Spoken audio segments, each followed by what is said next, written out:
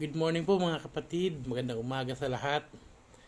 At ngayon po ay araw na linggo ng umaga, alas 7 ng umaga, August 16. Isang panibagong araw na kaloob sa atin ng ating Panginoon, and we are truly blessed. At sa kabila ng nangyayari, we are all safe sa gabay ng Panginoon. At ngayon po, ang araw na linggo ay isang panibagong topic o mensahe ng Panginoon ating marinig. At bago po tayo magpatuloy, samahan niyo po muna ako sa isang maiksing panalangin. Ayan. Tayo po'y manalangin. Ama namin sa langit, Panginoon, maraming salamat po sa umagang ito na kami binigyan nyo ng isang panibagong pribilehiyo sa isang magandang pagkakataon na makapag-aral, Panginoon, ng iyong mga salita. Maraming salamat, Panginoon, sa buhay at kalakasan at sa paggabay sa buong magdamag. Lord, ngayon po umagang ito, samahan niyo po muli kami sa aming pag-aaral ng iyong mga salita. Lord, bawat sa Panginoon ay bigyan niyo po ng knowledge and wisdom na maunawaan ng Panginoon ang inyong mensahe sa bawat isa. At Lord, kayo din ng pag-iingat sa bawat isa sa kanilang tahanan, sa kanilang pamilya, Lord. At nawa ngayong umaga na ito, ituon lang namin, Panginoon, ang aming isipan, ang aming focus sa inyo, sa pakikinig namin sa inyong mga salita, Lord. Maraming salamat muli. At ang lahat ng ito ay nataas namin at pinagpapasalamat sa pangalan ni Jesus namin tagapagligtas. Amen. Yan. Good morning uli. At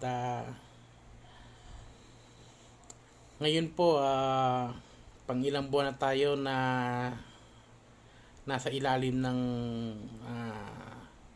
pandemya ng COVID-19 at marami na sa atin, pamilya, kaibigan, kakilala, katrabaho, kapitbahay, marami na sa atin ang nai-stress sa sitwasyon natin.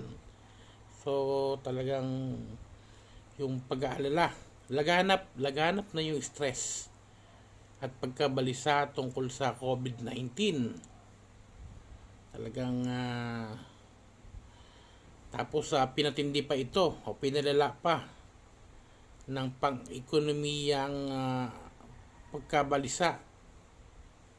Diba? Marami sa atin lalo na ngayon nawalan na ng sahod, nawalan ng trabaho, yung mga naluging negosyo, pagsasara ng mga paaralan, at yung mga yung sinasabi nga ng gobyerno na social distancing, so nagkakaroon tayo ng pagkakahiwalay physically. Kailangan nating dumistansya sa isa't isa. Ito po ay nagresulta sa pagdami ng mga kondisyong pangkalusugan na kung tawagin nila ay stress. Diba? Nakaka-stress. Marami yung stress. Pumunta ka nga lang dyan sa mga pilahan ng mga kumukuha ng SAP, talagang maghapon, isang gabi pa nga nakapila na sila, talagang stress sila makakuha lang ng SAP. So sa sitwasyon natin ngayon, marami yung mga naglilitawang mga sakit na nakaakibat ng stress na to. At yan nga, gusto ng gobyerno na manatili tayo sa ating mga tahanan bilang pag-iingat. At para hindi magkahawaan o yung bang kailangan nating dumistansya sa pakikisalamuha physically sa iba, kahit sa mga kaibigan natin, kahit sa mga mahal sa buhay natin. So yung social distancing na yan o yung pagbubukod ng sarili ay alam mo yun, nakakagambala sa iyong normal na buhay, sa iyong trabaho, sa iyong pamilya, sa paraan ng paggawa, paraan ng pakikisalamuha sa ibang tao. At ang lahat ng ito ay nakakadagdag ng stress na hatid ng sitwasyon natin ng pandemya sa COVID-19. Natural na tayo po ay sa sitwasyon natin na marami sa atin ang nalulungkot, nababalisa, o natatakot, o nakakaranas ng iba pang mga sintomas ng paghihirap. Kaya ng kahirapang makatulog. So, talagang pagka ikaw nababalisa, mahirapan kang makatulog eh. Kasi nag-iisip ka ng kung ano-ano. Paano yung kakainin mo bukas, paano yung bababayad niya sa bahay, pambabayad niya sa mga bills, sa kuryente, sa tubig. So, minsan ang hirap makatulog. Yan. Dahil sa naiisip mo mga problema, nai-stress ka na. 'Di ba? Tapos parating pa ng isang ating laging bisita tuwing buwan, si Judith. Yan. Talaga nakaka-stress si Judith. Maaari nating bawasan ang negatibong epekto ng stress sa pamamagitan ng pag-aasa sa mga normal na pagsasagawa ng mga activity na nakakabawas sa stress o paghingi ng tulong. At ating alamin ngayon kung ano yung dapat nating pwede magawa para makabawas sa stress o makatanggal ng stress. Kasi karamihan sa mga epekto ng stress ay yung bang nakakaligalig sa buhay ng isang tao o sa pangkalahatan sa buong komunidad. 'Di ba? Marami itong epekto sa atin sa katawan natin. Yung stress. At yung mga epekto nito, makikita natin sa pangangatawan, yung parang, alam mo yun, pagod ka, yung pakiramdam mo parang hinang-hina ka, latang-lata ka, yung pananakit ng ulo, yung mabilis na pagtibok ng puso mo, 'di ba? O yung iba pa nga, mas lumalala pa yung sitwasyong medical nila. Yung medical na condition nila dahil sa stress. Maraming mga sakit na related sa stress. O lumalala dahil sa stress. Diba? At yun, epekto nito sa ating emosyon. Ano ba? Yung kalungkutan, pagkabalisa, diba? Galit. Ayan, pagkaligalig o yung pagiging irritable. Oo. Yung epekto naman nito ng stress sa ating pag-iisip, yung pagkalito, makalimutin. Sa dami na kasi, dami mo na nakakalimutan, dami ng stress. O yung hindi tayo nakaka-focus o nahihirapan tayong ituon ang pansin natin sa isang bagay para makapagpasya. Parang wala tayong focus na dahil sa stress. O may epekto rin to sa ating pag-uugali, yung hindi tayo nakakaranas ng yung parang hindi ka na mapalagay. Yan. Yung lagi ka na lang nakipagtalo, nagiging maiksi na yung pasensya mo. Diba? At kahit na may epekto rin to sa ating pagkain Hindi ka na halos minsan kahit may pagkain minsan hindi ka na rin makakain na maayos kaya iisip. Pati sa pagtulog. Yung tipong hindi ka na makatulog dahil sa dami ng problema, na-stress ka na, nag-aalala ka na. Yan. So, ano po ba yung pwede natin gawin? Marami naman pwedeng gawin, mabawasan ang stress.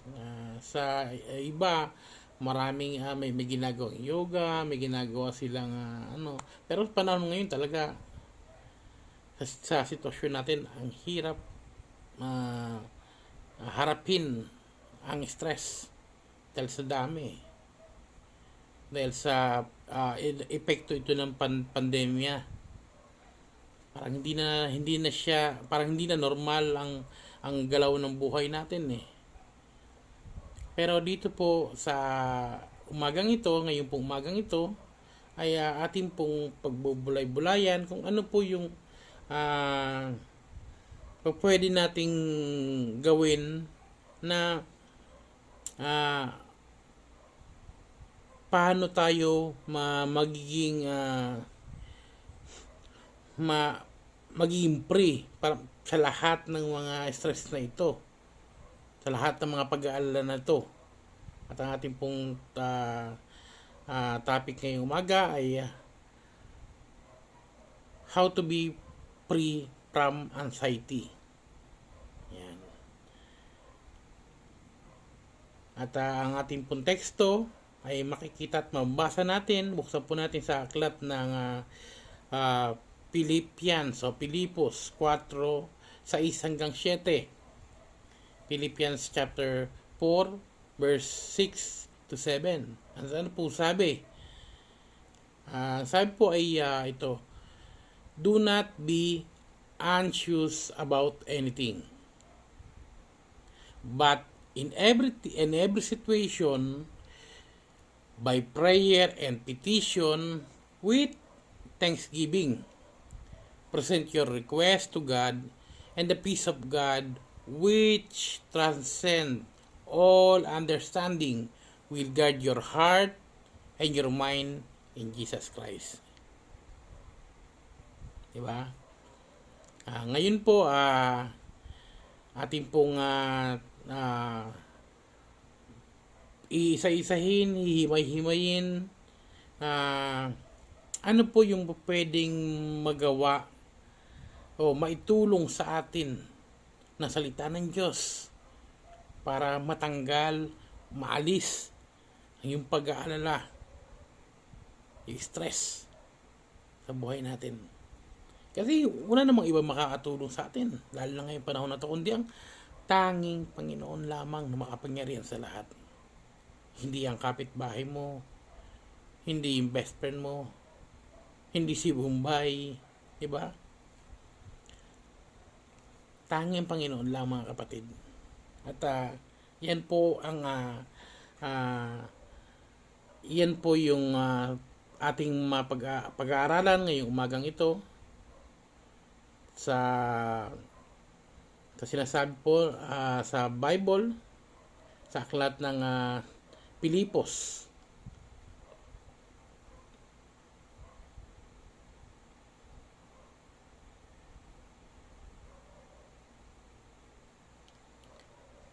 Sa Tagalog translation po nito ay ito, huwag kayong mabalisa tungkol sa anumang bagay. Sa halip, hingin ninyo sa Diyos ang lahat ng inyong kailangan sa pamamagitan ng panalangin may pasasalamat. At ang kapayapaan ng Diyos na hindi kayang maunawaan ng tao ang siyang mag-iingat sa iyong puso at pag-iisip dahil sa iyong pakikipag-isa kay Kristo Jesus. Amen. Di ba? Paano po ito nasabi ni Pablo? Yan. Kasi si Pablo po ang nagsulat nito at ano ba yung sitwasyon niya na nasasabi niya to? Ano ba yung pinagdadaanan? Alam niyo ba, mga kapatid, dito po sa libro ng Pilipos, si Pablo ng panahon na yon ay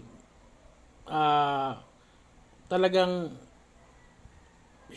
maraming reasons na pwede siyang mag-alala o dapat siyang mag-alala. Bakit? Diba? Bakit dapat mag-alala si Pablo? Unang-una, sa verse sa Pilipos chapter 4 verse 2, mabasa po natin na kahit yung mga kaibigan niya ay nagkakaroon ng mga disagreement. So, hindi nagkakasundo-sundo. So, nag-aalala din siya ron. Diba? Tapos, yung sitwasyon niya, sa chapter 1 verse 7, mabasa natin na siya po ay kasalukuyang nakakulong. Ikaw, kapatid, kung nakakulong, hindi ka ba mag-aalala? So, ito si Apostol Pablo, siya po ay nakakulong. nung naisulat itong aklat ng Pilipos. So, talagang bilang isang normal na tao, mag-aalala ka. Dahil ikaw ay nag-aantay na ng iyong trial sa posible na ikaw ay mahatulan. So, hindi natin alam kung ano pwede mangyari sa kanya. Kaya, sa sitwasyon niya, siya yung talagang dapat na mag-alala. Nagkakagulo na yung mga kasama niya, hindi nagkakasundo-sundo, tapos nakakulong pa siya. Di ba? Alam niyo yun, yung pag-aalala na yun. Parang ngayon. Di ba?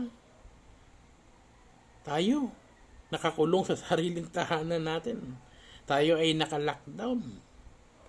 So, ganun din, nag-aalala rin tayo na wala tayong trabaho, wala tayong pambabayad sa mga bills, tapos nag-aalala tayo na mahawaan sakit, tapos nag-aalala tayo sa maraming bagay, sa mga kamag-anak natin na nasa ibang lugar, sa mga mahal natin sa buhay, di ba? Ganito rin si Pablo. Siya ay nakakulong at taga-antay ng trials, taga-antay ng possible na baka ma-execute na siya. Di ba? Pero sa chapter 4 verse 67 ibinigay niya po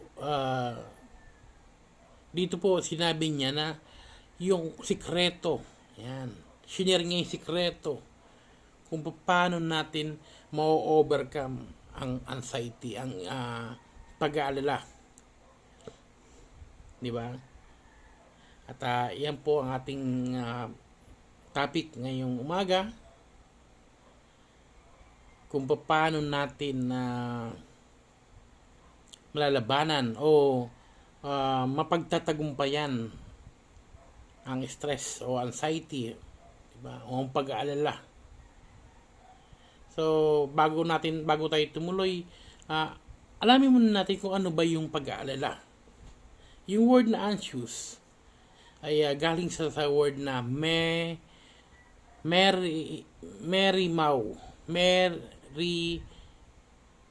merimnaw.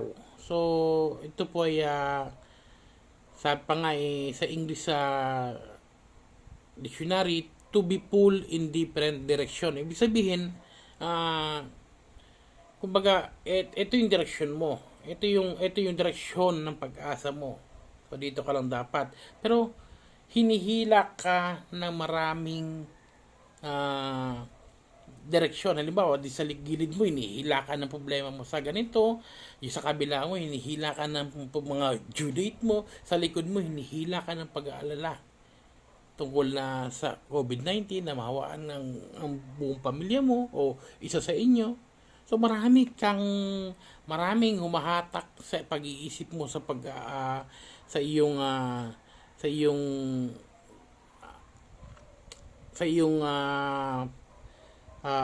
buhay. So, maraming hindi ka makapag-concentrate, hindi ka makapag-focus sa isang direksyon kasi hinihila ka ng mga pag-iisip na to, pag-aalala na to. So, yun. Yung worry ay synonyms ng anxiety. Diba? At in fact, ang worry at ang anxiety may mga side effect yan sa buhay ng tao, sa isang tao. At ang mga example ng side effect ng anxiety sa isang tao ay ang pananakit ng ulo, headache. Di ba? Masakit na yung ulo mo kay isip sa mga problema. Neck pain. Yan. Di ba? Ulcer kasi hindi ka na nakakain na maayos. Back pain. At ang pag-aalala ay nakaka-apekto rin sa ating pag-iisip, sa digestion. Diba? At ito po ay sa spiritual perspective naman, ang anxiety, ang stress, ang pag-aalala Sa spiritual perspective naman, ito ay yung maling pag-iisip, maling pakiramdam sa mga sitwasyon na ating nararanasan, sa mga tao, sa mga bagay. At ito pong anxiety ay ito po ay isang magnanakaw ng kaligayahan, greatest thief of joy. Kasi tinatanggal niya o ninanakaw niya ang iyong kaligayahan, kasayahan. 'Di ba? Pag na-stress ka, nag-aalala ka, nawawala na yung ligaya, yung kasiyahan mo. Lagi na lang kalungkutan. Hindi mo naman pwede sabihin sa sarili mo na huwag ka na mag-alala. Para lang mapatigil mo o mapahinto mo yung mawala yung kaligayahan mo, yung kasiyahan mo. Kasi ang anxiety is inside job. Diba? Kung ang Russia ay kasi ngayon sa balita si Pangulong Duterte ay in-announce na ang Russia meron na pong vaccine sa COVID-19. So marami na hong kumpanya ngayon ang gumagawa, nagkahabol na matapos ang kanilang pag-aaral o yung mga clinical trial sa vaccine na mga nagawa nila. Kahit si Governor Rimulya nag-announce na talagang ang panglalawigang gobyerno ng Cavite na talagang isusupport nila para magkaroon ng vaccine lahat. So, kung ang COVID-19 ngayon, marami na hong gumagawa ng vaccine, maraming nagtitest para makagawa matapos yung mga clinical trials para sa vaccine ng COVID-19. Si Apostol Pablo ay may binigay din po na vaccine o gamot para sa ating anxiety.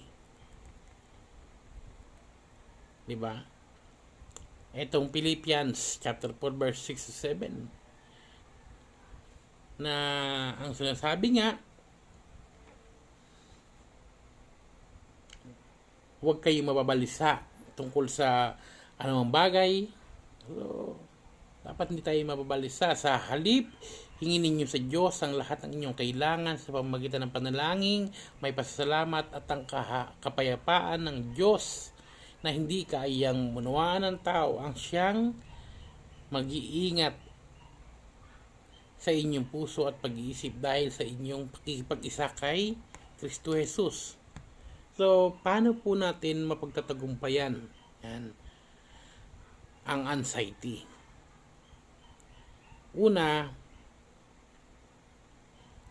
yung gamot o yung antidote o yung vaccine para sa anxiety is right kind of praying. Tamang pagdadasal. Diba? Ang sabi nga, sa anumang bagay, sabi nga sa verse 6,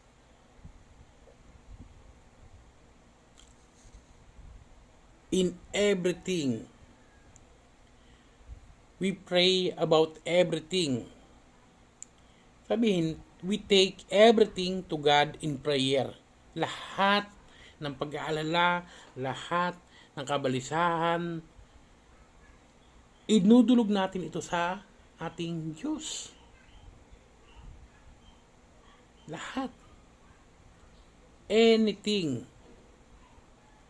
Hindi lang yung mga pinagpipray natin yung mga malalaking bagay, kundi lahat, pati maliit na bagay natin pinag-aalala ay dapat inilalapit natin sa ating Diyos.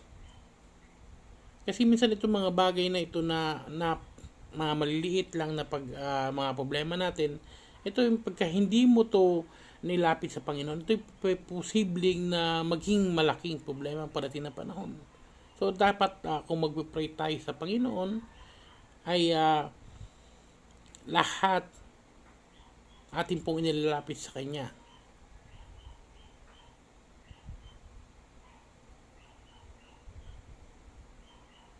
Ang sabi, but in everything, sa lahat ng bagay. In which we pray by prayer and supplication. Diba? In everything by prayer and supplication. Yung prayer is a general word na we are requesting to God. Yung mga ating mga request sa Panginoon ay pinapaabot natin sa Kanya. Pero kasama nun yung ating adoration, yung ating devotion, yung ating worship sa Panginoon. Kaya nga, when we find ourselves filled with anxiety, kapag tayo ay punong-puno na ng pag-aalala, dapat yung una nating aksyon ay maglaan tayo ng oras, ng panahon sa ating Diyos Ama sa pamagitan ng panalangin. Diba? With adoration and worship.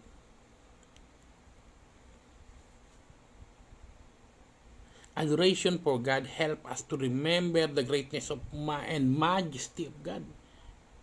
Sa kanyang kadakilaan. At dapat nating alalahanin na mas malaki, mas makapangyarihan ang ating Diyos na buhay kaysa sa mga kinakaharap natin na problema. Diba? Minsan, pag tayo nandito na sa mga maraming alalahanin sa ating buhay, minsan nauuna tayo lumapit sa ibang tao. Minsan ginagawa natin ng paraan sa sarili nating kakayanan. Pero ang nangyayari, kapatid, di ba, paulit-ulit lang ang problema. Madalas hindi natin kaya. At madalas, last resort natin ang Panginoon. Hindi ba dapat siya ang una nating nalapitan, tatakbuhan? Diba? Hindi, maraming pagkakataon nangyayari na, umbagal, siya na lang yung huli. Siya na yung huli. Pupuntahan o lalapitan natin kapag tayo nagigipit na sa maraming mga lahanin o problema.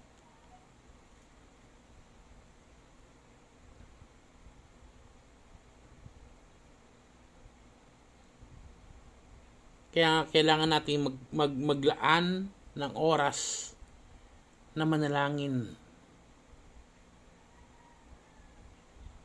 sa ating Panginoon. Ilapit natin, idulog natin sa Kanya. Ang sabi ng supplication, pagsusumamo natin sa Kanya na tayo'y mabigyan ng matanggal ang ating pag-aalala. Mabawasan ang stress. Kailangan natin itong share sa ating Diyos. Idulog, ilapit ang mga problema, ang ating mga pangailangan. At ang gusto ng Panginoon, kapag lumapit tayo sa Kanya, that we are sincere in praying. At dapat hindi half-hearted. Ano ba yung half-hearted? Yung tipong inidulog mo na, inilapit mo na, pinanalangin mo na sa Panginoon, pero ginagawa mo pa rin yung way mo para masolve yung problema. No. Nilapit mo na sa Panginoon, huwag mo nang isipin yun uli. Kasi ang Panginoon gagawa na ng move para sa iyo. Kasi kung nagtitiwala ka, kung may pananampalataya ka sa Panginoon, kapag dinulog mo sa Kanya yan, dapat hindi ka na nag-aalala. Dapat hindi mo na pinag-aalala yung mga bagay na ipinanalangin mo na, nilapit mo na sa ating Diyos. At kapag tayo mananalangin, ang sabi nga rin sa Mateo chapter 6 verse 7 to 8, at sa panalangin ninyo ay huwag ninyong gamitin ang walang kabuluhang paulit-ulit na gaya na ginagawa ng mga hentil, sapagkat iniisip nilang dahil sa kanilang mga maraming kasasalita ay diringgin sila. Huwag nga kayong magsigaya sa kanila sapagkat talastas ng inyong Ama ang mga bagay na inyong kinakailangan bago pa ninyo hingin sa Kanya. See? Bago pa tayo lumapit, kapatid, bago pa tayo dumulog, alam na ni Lord kung ano ang ating pangailangan. At ang gusto lang naman ng ating Diyos Ama na ma-realize natin at na maging persistent o masigasig ang ating panalangin sa Kanya. Ang sabi rin sa Mateo chapter 7 verse 7 to 11, humingi kayo at ito'y ibibigay sa inyo. Maghanap kayo at makakasumpong kayo. Kumatok kayo at ito ay bubuksan sa inyo. Ito ay sapagkat ang bawat isang humihingi ay tumatanggap. Siya na naghahanap ay nakakasumpong. Ang kumakatok ay pinagbubuksan. Sino kaya sa inyo ang magbibigay ng isang bato sa kanyang anak kung ito ay humihingi ng tinapay? Kung humingi siya sa kanya ng isda, bibigyan niya ba ito ng ahas? Kayo, bagaman masama, ay marunong magbigay ng mabuting kaloob sa inyong mga anak. Gaano pa kaya ang inyong Amang nasa langit? Hindi ba niya ibibigay ang mabubuting bagay sa kanila na humingi sa kanya? Di ba, kapatid? Tayo nga, tao lang na masama. Pag humingi ang anak natin ng sabihin, tay, pahingin ng biskwit, nagutom mo, bibigyan mo ba siya ng bato o bibigyan mo ba siya ng kahoy para ngat-ngatin niya? No. Siyempre, bibigyan mo siya ng biskwit dahil nagugutom ang iyong anak. Gaano pa kaya, kapatid, ang ating Diyos Ama?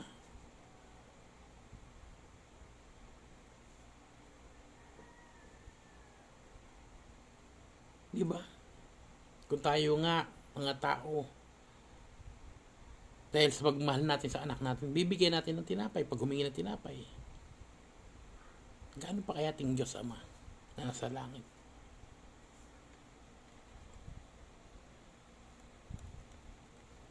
Kaya nga pag manalangin tayo, mga kapatid, dapat tayo maging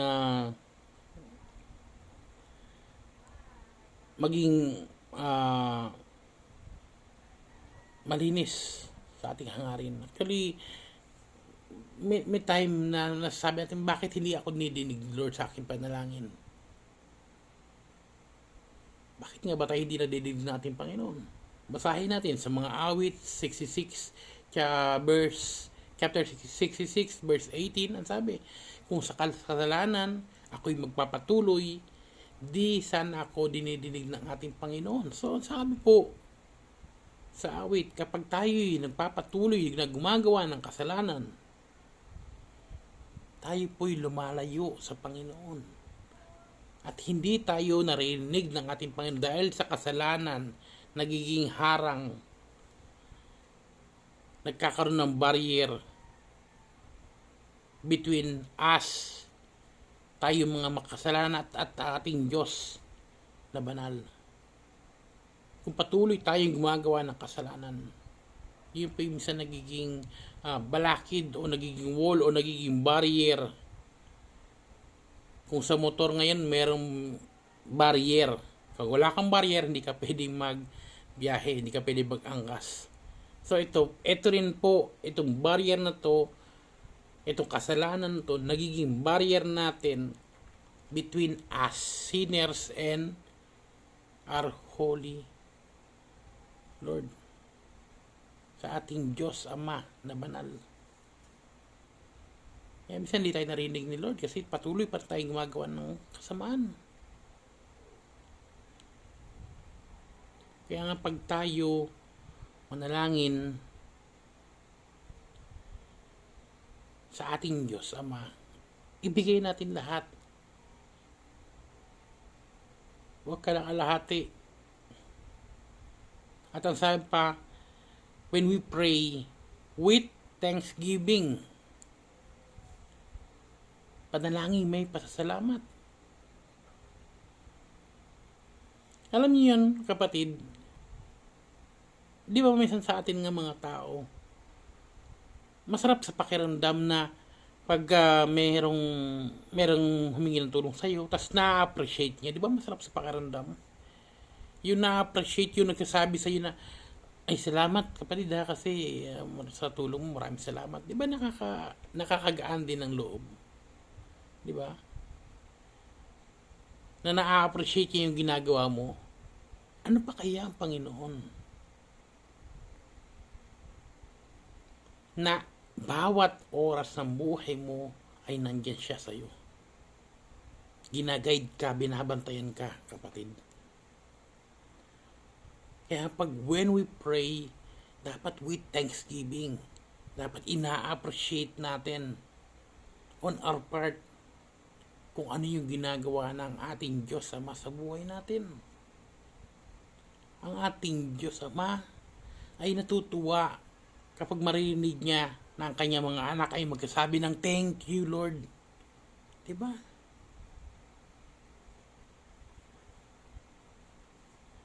Pero marami sa atin na hindi marunong magpasalamat.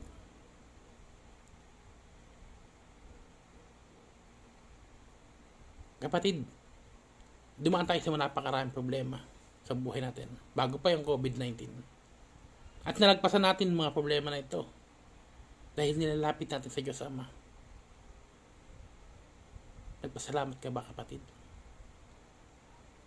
Nanalangin ka ba na may kasamang pasasalamat? Marami rin sa atin na hindi marunong magpasalamat.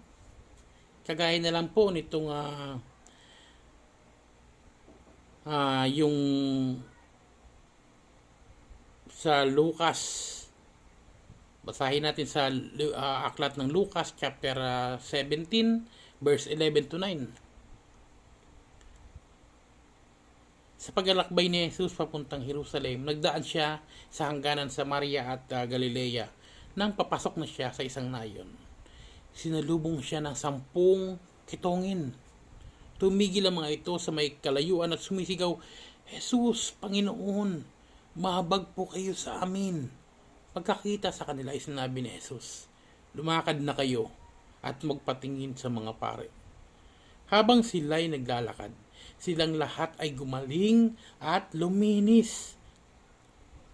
Nang mapuna ng isa na siya'y magaling na, nagbalik siyang sumisigaw ng pagpupuri sa Diyos. Nagpatira pa siya sa paanan ni Jesus at nagpasalamat. Ang taong ito ay isang Samaritano. Hindi ba't 10 ang aking pinagaling at nilinis? Tanong ni Jesus. Nasaan ang 9? Wala bang nagbalik upang magpuri sa Diyos kundi ang dayuhang ito? Sinabi ni Jesus sa kanya, tumayo ka na at umuwi, pinagaling ka na ng iyong pananampalataya. Mga kapatid, minsan ganyan tayo . We are eager to ask in prayer. Diba? Pero we are slow to appreciate.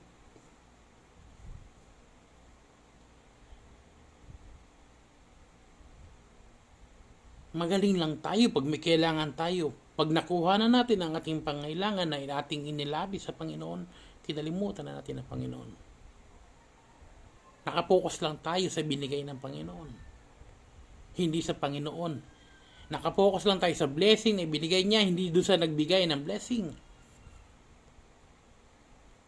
That's why mga kapatid, we are dapat na maging mapagpasalamat tayo sa lahat in all times. Especially when we are making prayers and requests and petition to our Lord.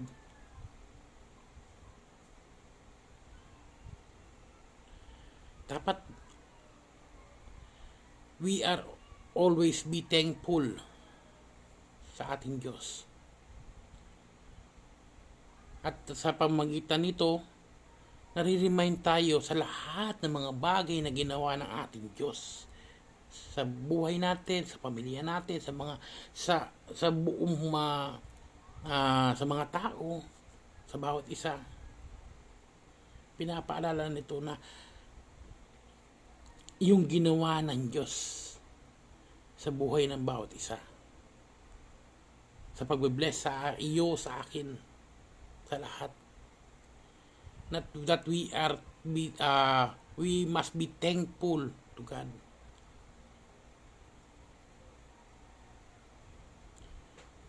Next, thus praying will resort in fortress guarding our mind and our heart. Our heart, ang sabi, di ba?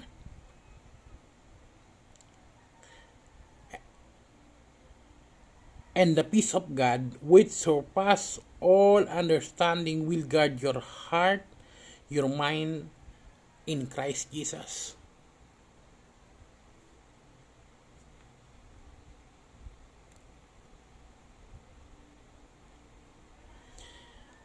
God may not always remove the problem that we are initially caused by our anxiety, but He promised a peace which surpasses all understanding.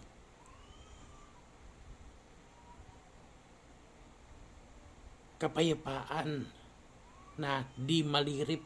Lagi ko narinig to kay Sister Carmen. Yung kapayapaan na binibigay ng ating Diyos, na hindi malirip, na hindi mauunawaan ng mga tao.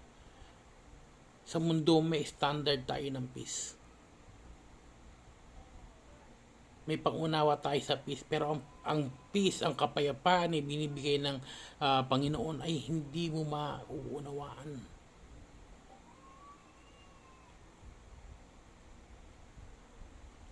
Sabi nila, kapag marami akong pera, maya pa akong makakatulog. No, maraming mayayaman ang hindi makatulog.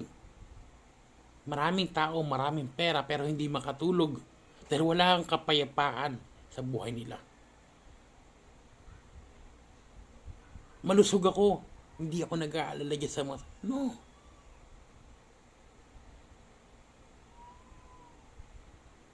Ang tao sa mundo, iba ang pagkakaunawa ng kapayapaan.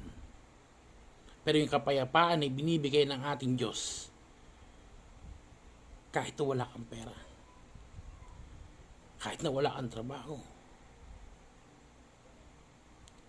wala kang pag-aalala.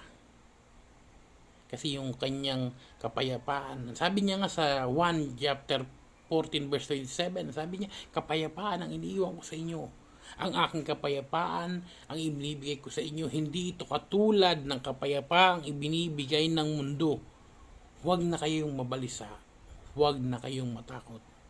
Ganun din sa chapter 16 verse 33, sinabi ko ito sa inyo upang sa inyong pag-isa sa akin ay magkakaroon kayo ng kapayapaan. Magdaranas kayo ng kapigatian sa libutang ito, ngunit tibayan ninyo ang inyong loob na pagtagumpayan ko na ang sanlibutan. Amen?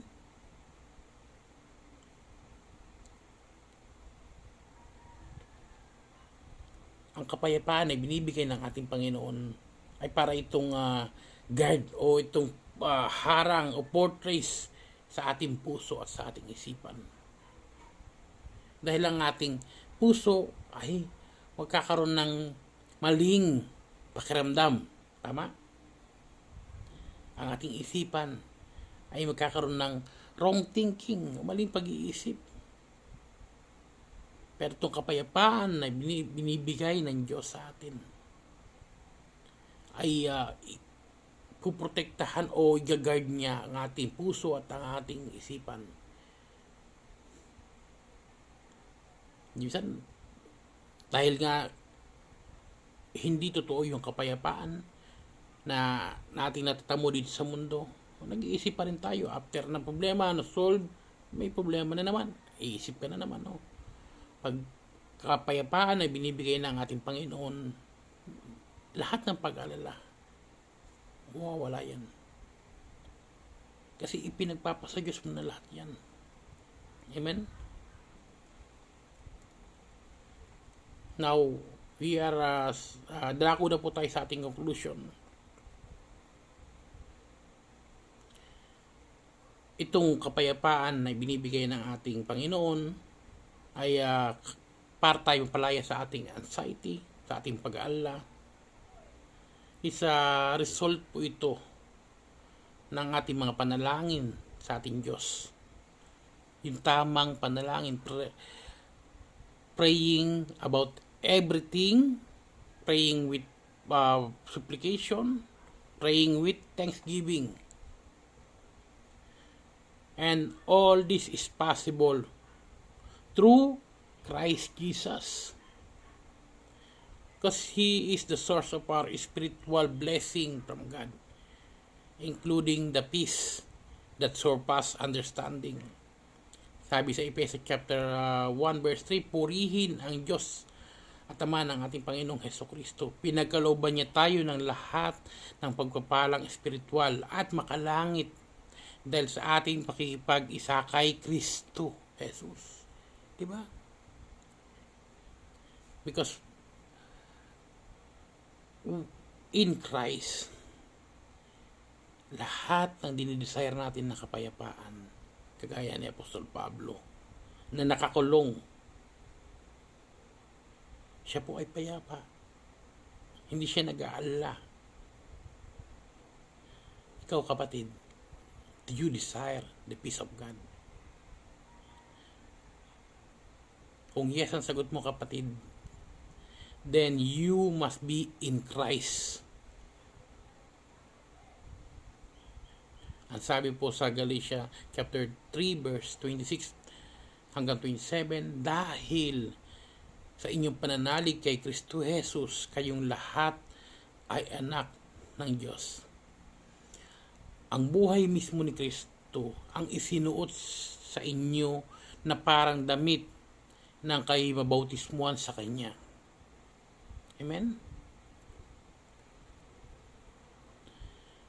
And then, that we must commune with God frequently in the kind of praying taught by Paul. Sabi sa Juan chapter 14 verse 27, ito ang kalagayang nakita ng Panginoon sa puso ng tao, kung kaya't kanyang winika, kapayapaan ang iniiwan ko sa inyo. Ang kapayapaan ang ibinibigay ko. Hindi ito katulad ng kapayapaang ibinibigay ng sanlibutan. Kung kaya't huwag kayong mabalisa, huwag kayong matakot. Ito ang susi sa buhay ng may kapayapaan, ang kilalanin ang tagapagbigay ng kapayapaan bilang Panginoon at tagapagligtas, ating Panginoong Hesukristo.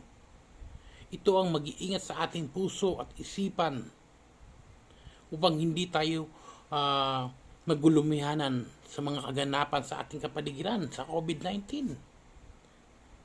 Sa financial problem.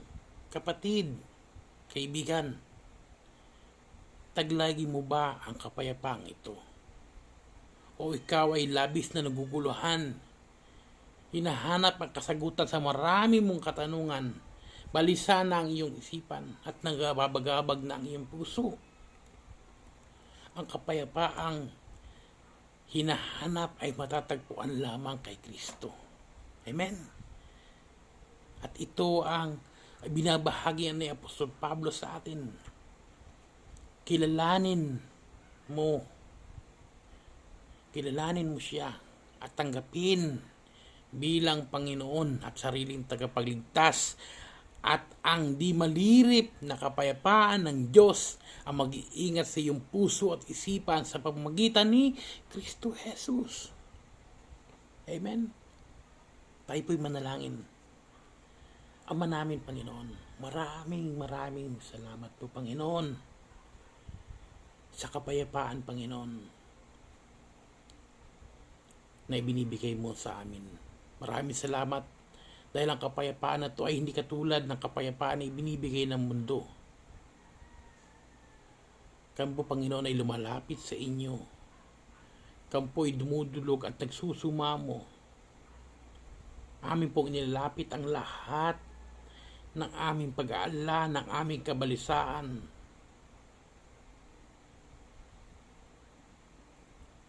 At kami ay nananalangin na may pasasalamat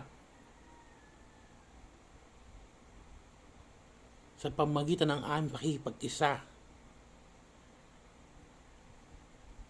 kay Kristo Jesus. Maraming salamat, Panginoon,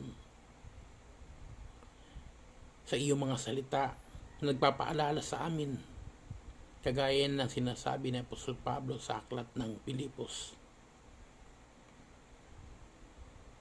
na dapat kaming manalangin na may pasasalamat, na ang pakipag-isa namin kay Jesus ang susi ng kapayapaan na di malirip. Maraming salamat, Panginoon. At ang lahat ng ito'y nataas namin at ipinagpapasalamat sa nag-iisang pangalan ni Jesus, namin tagapagligtas. Amen. Maraming salamat, mga kapatid, sa pagsama nyo sa oras na ito, sa ating pagbubulay-bulay na salita ng Diyos. God bless everyone and good morning po.